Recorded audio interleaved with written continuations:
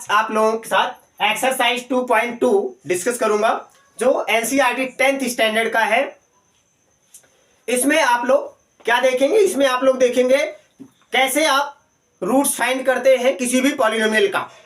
तो पहले में पॉलिनोमियल के रूट्स फाइंड करना, पॉलिनोमियल्स के रूट्स और उसके जो कोफिशिएंट होते हैं उनमें क्या रिलेशन होता है, इसका कॉन्सेप्ट सीख लेते हैं और कॉन्सेप्ट सीखने के बाद हम एक्सरसाइज पे चलेंगे। लेट अ पॉलिनोमियल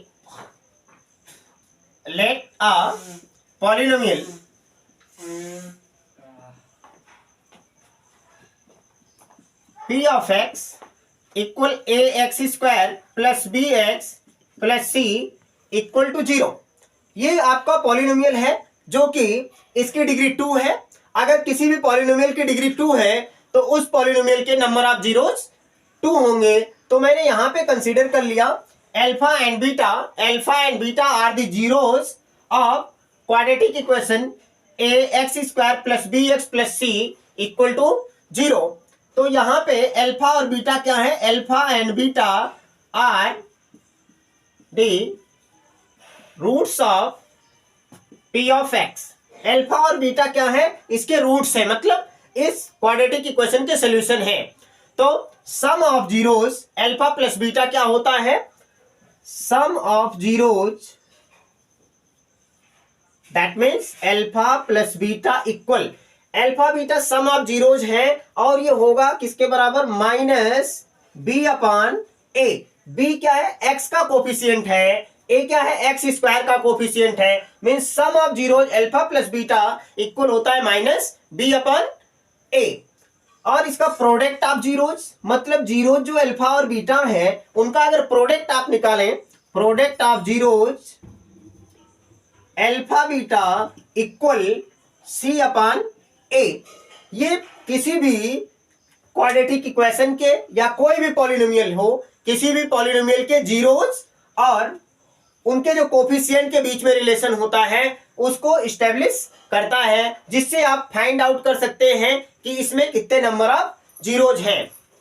एक्सरसाइज के फर्स्ट क्वेश्चन से हम स्टार्ट करते हैं। एक्सरसाइज का फर्स्ट क्वेश्चन है find the zeros of the quadratic polynomial and establish the relationship between their zeros find करें और उसके बीच में आप क्या करें, रिलेशनशिप एस्टैब्लिश करें।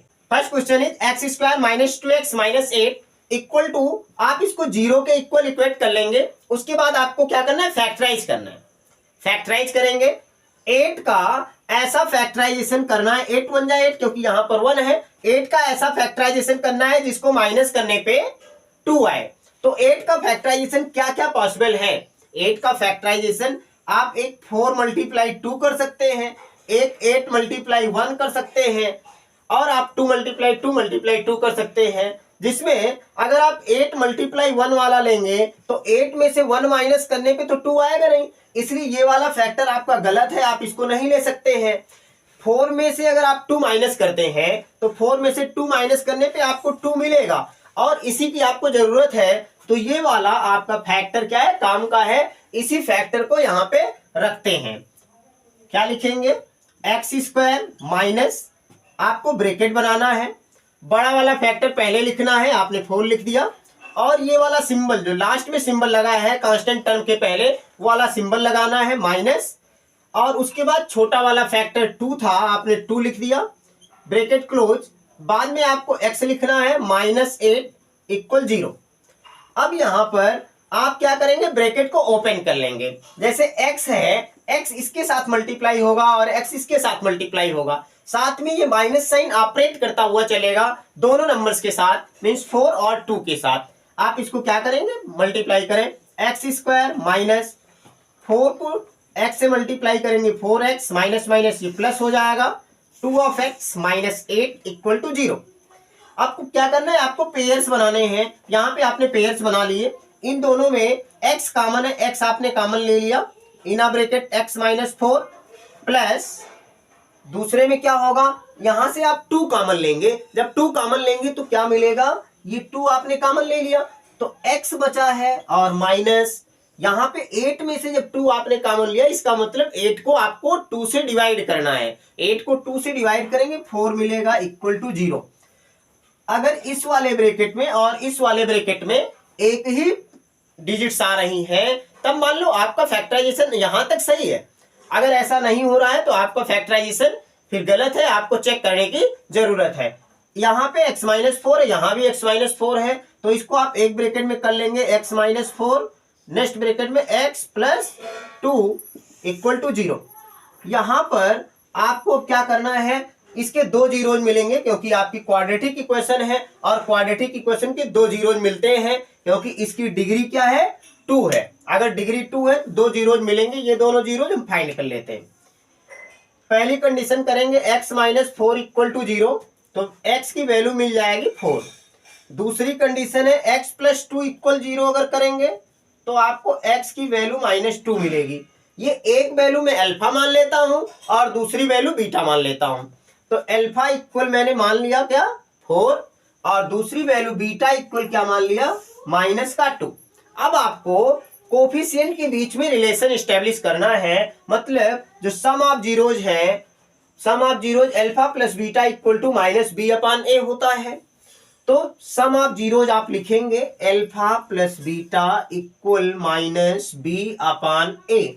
अल्फा की वैल्यू तो आपके पास 4 थी, प्लस बीटा की वैल्यू -2 है। अगर प्लस आपने लगाया है तो और दूसरा माइनस लिखना है तो इसको आप ब्रैकेट के अंदर लिखेंगे -2 इक्वल -b।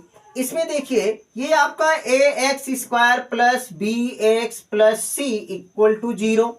b की वैल्यू -2 है तो b के प्लेस पे आप लिख देंगे -2 अपान a की वैल्यू x² के पास में कुछ नहीं है, जिसके पास कुछ नहीं होता है उसके पास 1 होता है, तो आप यहां पे क्या करेंगे, a की वैल्यू 1 रख देंगे। अब 4 में से जब -2 माइनस होगा तो ये प्लस का सिंबल है, ज्यादा है, इसमें से माइनस हो गया, 2 बचा, माइनस माइनस का प्रोडक्ट 2। अब देखिए माइनस माइनस प्लस और ये हो गया 2। यहां पे left hand side equal to right hand side आ रहा है। इस तरीके से आपने क्या किया, रिलेशन एस्टेब्लिश किया और रिलेशन को वेरीफाई किया कि मैंने जो रूट्स फाइंड किए थे वो करेक्ट है। और यही आपको फर्स्ट प्रॉब्लम में, फर्स्ट क्वेश्चन में यही मेथड लगाना है।